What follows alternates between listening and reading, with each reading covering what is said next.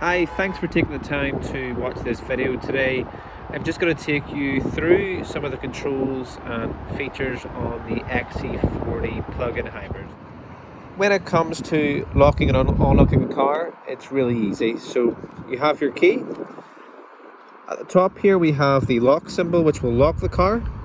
In the center we have the unlock, and at the bottom we have the open and close of your electric tailgate.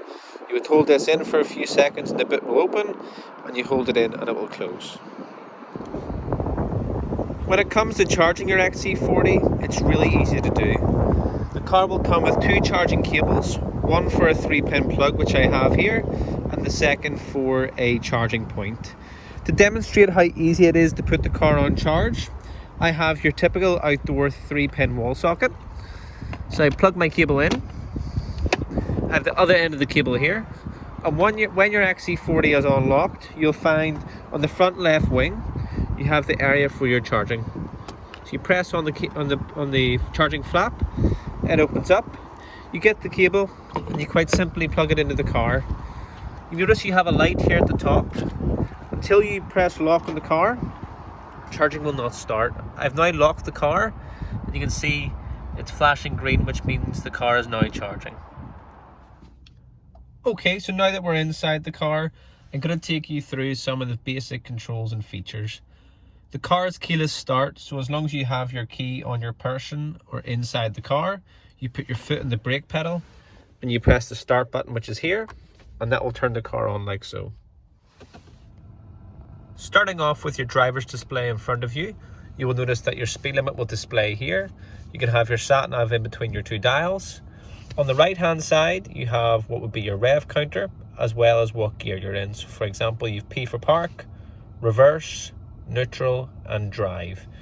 You also have B mode, which is engine braking, so that can regenerate energy to go back into your battery. At the very top, we have the temperature, acknowledgement of seat belts. This screen here acknowledges your automatic lights, your handbrake and the time. Total miles in the car will be displayed at the bottom, and on the right hand side you have your fuel range as well as your total electric range. At the bottom here you also can see how much fuel is in the car as well as your electric charge. Your MPG can be displayed at the bottom as well. Both your steering wheel and your indicator stalks are really easy to use. Naturally, your horn is in the middle, up and down for radio volume, left and right to change radio stations or Bluetooth songs. If you push this button here, it'll bring up your trip computer on your display in front of you, and you have the voice control. You can use the voice control to change the temperature in the car. You can use that to call contacts on your phone. On the opposite side, you have your functioning for your speed limiter and your cruise control. So to switch between those, you have the left and right arrows. You'll notice down here on the display, if I press the left arrow, I'm toggling between speed limiter and cruise control. Whichever one you want to use, you'll simply click this button in to activate it. And if it was the cruise control or the speed limiter, you can go up and down with your speed here. Again, it's very easy to do. On the left indicator stalk, we have the functioning for your indicators and your lights. At the minute, you'll notice your lights are on automatic. All your XC40s will have the active high beam. Active high beam is when your full beam, main beam, will dip automatically as cars come towards you. So for example, at the minute, this green here is acknowledging automatic lights. If I get the scroll and turn this up once, you'll notice it goes back to auto, but this symbol here is now above the green. And that's us telling the car that if the full beam is on, it'll dip automatically as cars come towards you. It's very good to use. On the opposite side, you have your functioning for your automatic wipers. So this button here, if you were to click that on, it'll put the automatic wipers on. This scroll here will adjust how sensitive they are to water on the screen. If you pull it towards you, it'll do your front washers, and if you push it away, it will do the rear. On your center touchscreen, you'll find your navigation, your radio stations, Bluetooth connection for your phone, and your heat controls. Starting off with your sat nav, very simple to use. You touch onto the screen. You would then press set destination if you wanted to input an address. Along the top here, if you go to address,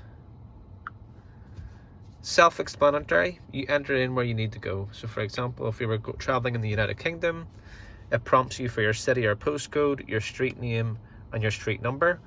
Whenever you're happy with what you put in, you hit start, and when you hit start, it will bring you back to this screen here with your route and your estimated time of arrival. It will also give you instructions on your center display if you have your sat nav in between your dials. This button acts as a back button. I've now pressed that and you can see I'm back onto the home screen. To access your radio stations, you can touch in and you'll find all your stations are displayed here. Again, very easy to use. I myself would listen to the same few radio stations, so instead of having to scroll through this list each time, you can press library and the stars will act as your favourites. So if these were our 3 favourites, you select those, you press favourites, and when you touch on to them, it'll only display those stations instead of the full list. You can then simply toggle between those from the steering wheel with the left and right arrows. It's much easier to do that way. Pairing your phone, again, it's very easy to do. When you touch in, you can go to add phone. If your Bluetooth device is connected, your phone will display here and you follow the steps between your phone and the car to connect it. As long as your Bluetooth is turned on, every time you get into the car, it'll connect each time. To take a call, it'll come up with the name of the caller and a green box for accept and a red box for decline. So you can press the touch screen to do that, or simply click the circle here on the steering wheel and that'll take the call. At the very bottom, you can see your heat controls. This particular car has heated seats and a heated steering wheel, and you'll access that at the bottom, which I'll demonstrate in a moment.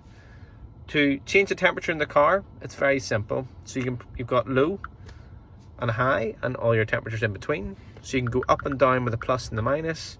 You can drag your finger or touch this specific number. Very easy to do.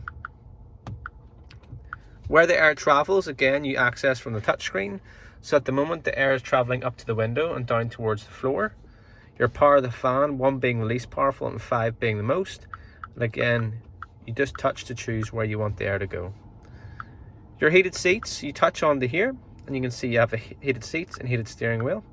3 is the hottest setting, 2, 1, off. Same for the passenger seat, and your steering wheel works the same way.